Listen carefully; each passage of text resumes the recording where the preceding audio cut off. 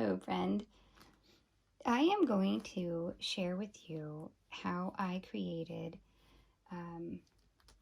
or replicated or kind of was inspired by this bulky yarn and this rather stiff happy hat to make my own happy yarn for a hat that we can knit together.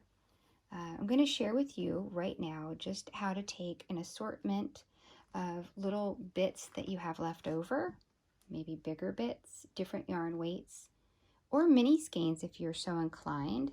I've got quite a few mini skeins.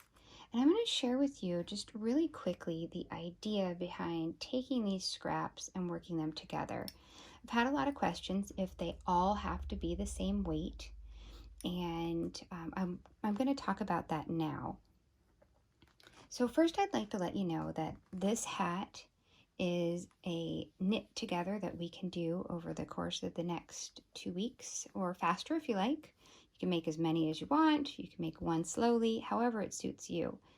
The idea is we want to create our own yarn combination to make something that has just some beauty of movement, of color shifting, and something that makes us feel really good because we're going to use these leftover bits. The hat pattern is going to be available to you either here, just through the mindful knitting that we're doing of 5 minutes and 5 rows throughout the rest of March, or if you prefer to have the pattern itself, you can go to the Encourage Better blog and request to get on the email for it, and I will send you the PDF for free, just for you to have fun with. So all that is going to be linked in the information.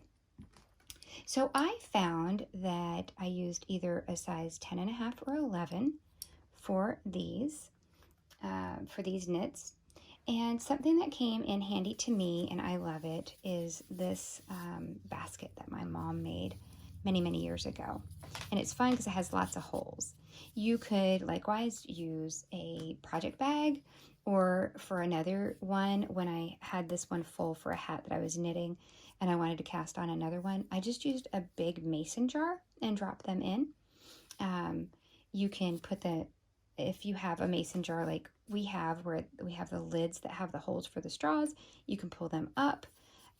I've seen people use little tiny colanders. You can use whatever you want. You could just toss them in a project bag. But what I did is I simply found, to make this, I used 5 or 6 minis. The weight and everything is in the pattern, and it'll be in the notes as well. But I just dropped them in, and I found one little hole that I liked, and I just kind of poked the yarn through. And no, people asked if it catches and if it bothers me. It didn't. Now, the thing is, these yarns are all the same yarn weight, but each little ball doesn't weigh the same. And that's great. That's actually a wonderful added bonus, because if this collection that we get, say these 5, let's just say these 5 here are what we're using, when this one runs out, so I've created this colorway with these, when this one runs out and I say put in this one, it makes a totally different feel throughout the knitting for that segment. And then this one will run out next, and maybe I want something quick, so I find another little small one to replace it with. And each time you change, either because it runs out, uses up pretty quick, or because you get bored, which is also the case for me, I would just keep changing them out. And something that I did was I would try to find a common thread, almost like the Spot It game, where there's something on each one of these that match the others. So like this one has the pink in common. These two have that little fleck of green in common. Maybe this and this have the blue, and this has a little bit of blue. So just something for me, I liked having something in common or in contrast. And then the other idea is, for this particular hat, I held one constant throughout and changed up the other 4. So you could totally do that. If you want the hat to be thicker, you can use 5 of these and add, or 4 of these and add either a sport or a DK, which is what this one is. And that would be fun too. So, all right, so in go the 5 colors, and you're going to be changing them as you like. I use this basket for the little teeny tiny ones. I didn't really have big ones. And again, you just, as you like, you keep switching them out.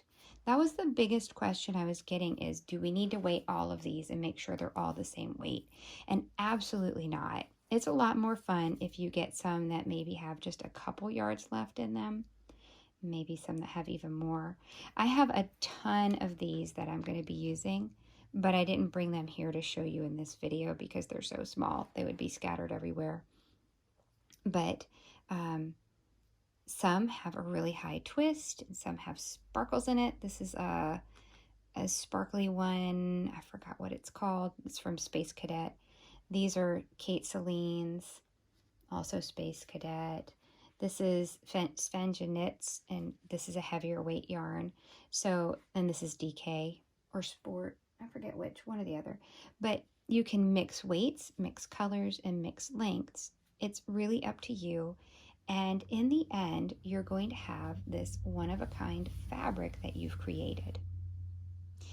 Again, the information will be linked in the show notes as far as like how to get started. And actually, the pattern itself will be able to be downloaded to you all on the 17th or 18th is when I'm going to start sending them out.